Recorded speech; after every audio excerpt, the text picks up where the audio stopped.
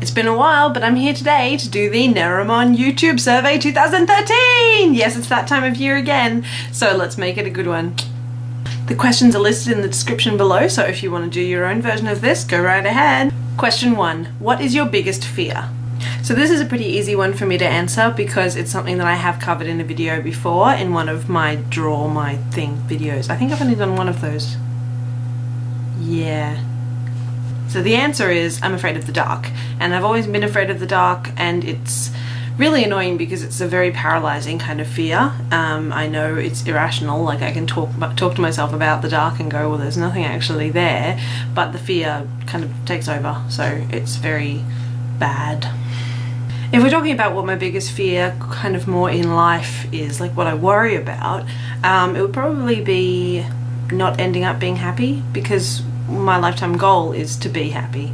So realistically, what I would fear would be that I could end up being unhappy, alone. I don't really work well by myself, so alone would be bad. So yeah, I worry about that.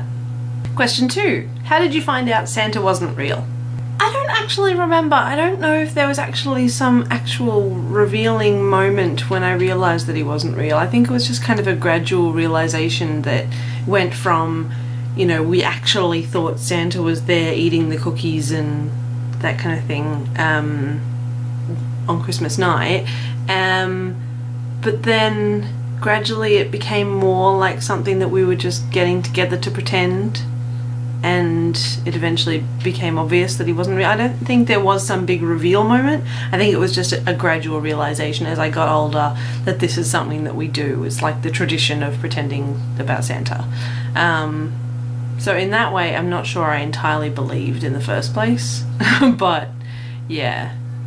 I remember one year my grandparents and aunts and uncles and parents were all having Christmas together, and in the morning we got up and they had, because the night before we'd left out in the backyard a huge trough full of hay for the reindeer, and there were some carrots thrown in there as well.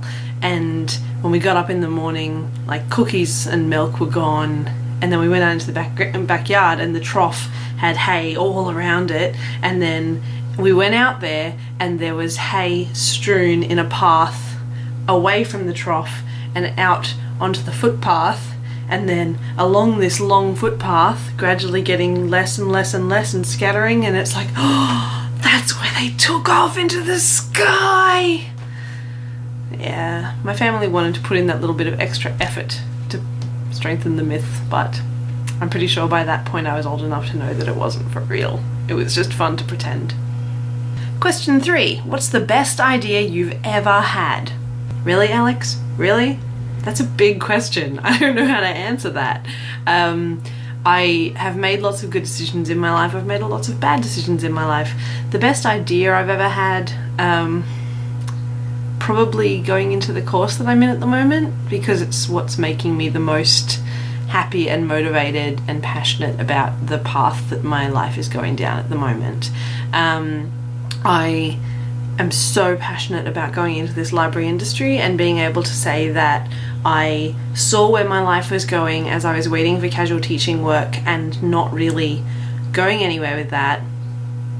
And then I made the decision to go down this new path of library work, and it has been so good for me, and I've been going so well at it that it has just been pushing me to just be so confident and so happy and so satisfied with my life.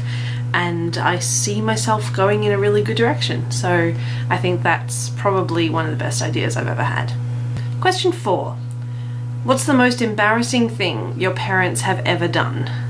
I struggled to think of an answer for this for a while, because my parents weren't really the kinds of people to do really embarrassing things. Like, they would do kind of annoying things, or, you know, they would upset me, or they would, like, we'd do embarrassing things together, but not really things that embarrassed me.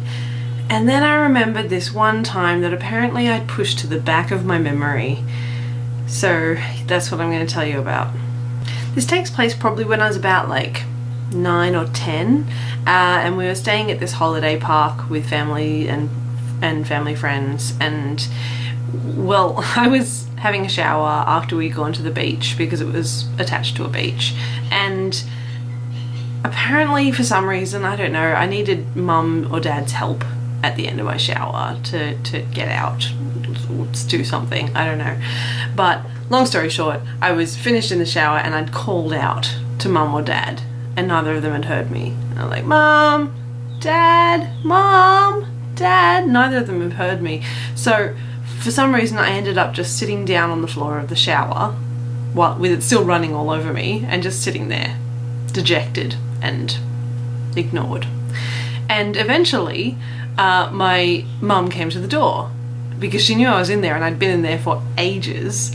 So she knocked on it to find out if I was still in there, and she opened the door and looked in and saw me sitting there on the floor of the shower, just naked and water just pouring down on top of me.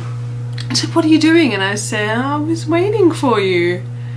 And she pissed herself laughing and immediately called in my grandparents, my aunts and uncles, our family friends, and my dad, and they all stood there looking at me laughing at how silly I was just sitting there waiting for my mum to come back when she hadn't made any guarantee that she would be coming back in. I was well and truly old enough to look after myself in the shower, but apparently that was hilarious, and I was ridiculously humiliated sitting there, you know.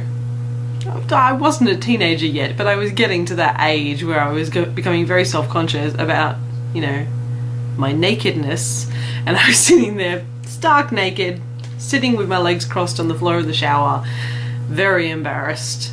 Yeah. And the final question, if you were only allowed to pick one career for the rest of your life, what would it be?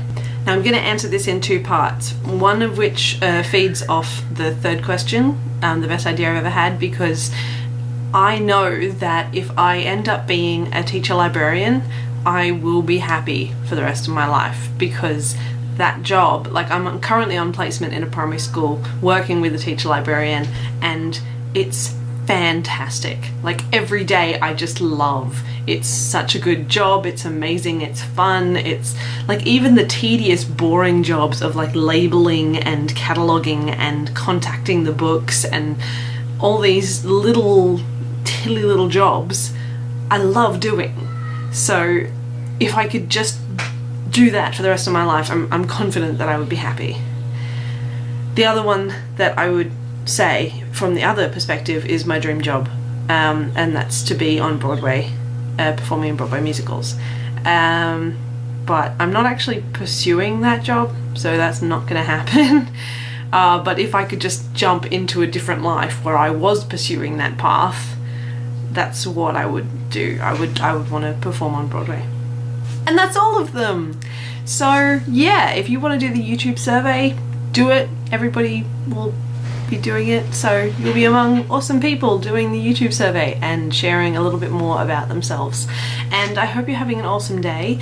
In Australia today it's election day, so we need to go down to the polling booths and vote on the paper saying who we want to lead the country. I'm kind of getting worried because at the moment there's somebody who I really hope won't lead the country, and it's looking like he's going to be. So it's not looking good. Mainly because he is absolutely opposed to marriage equality, and our current Prime Minister is very much in support of marriage equality. So if he stays in, then within 100 days of his election he will be putting forward a vote for marriage equality, and if he doesn't get in, that's not going to happen, at least not anytime soon. So I'm really hoping that it goes that way this morning, and that we get to keep Kevin Rudd, but I'm not really that hopeful at the moment. I think it'll probably go against us, unfortunately. But to carry on the hope, I have got temporary tattoo on my wrist that I got from the Hello Hato tour. From my donation I got a whole heap of little temporary tattoos. So I've got the wine glass spatula on one arm, and I've got the equality, gay rights, marriage thingy on my right. So I can look at that and go, yes, the power to the people.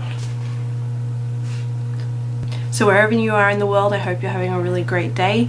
Stay positive, think well of the world, and I'll see you soon. Bye!